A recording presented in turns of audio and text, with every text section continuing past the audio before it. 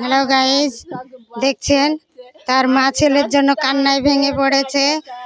সরসাবাদ গ্রামে, দৌলতাবাদ থানার সরসাবাদ গ্রামে একটি ছেলে হারিয়ে গিয়েছে।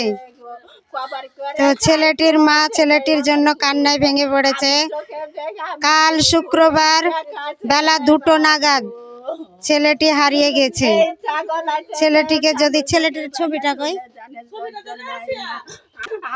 ওই ছেলেটির ছবি দেখি। ছেলেটি, এই যে ছেলেটির ছবি ধরেন, এই যে ছবিটা আপনারা দেখতে পাচ্ছেন, এই ছবিটায় ছেলেটিকে যদি কেউ পেয়ে থাকেন, তাহলে ছেলেটিকে যদি কেউ দেখে থাকেন, তাহলে প্লিজ দয়া করে ছেলেটিকে মায়ের কাছে ফিরিয়ে দেওয়ার ব্যবস্থাটা করেন প্লিজ।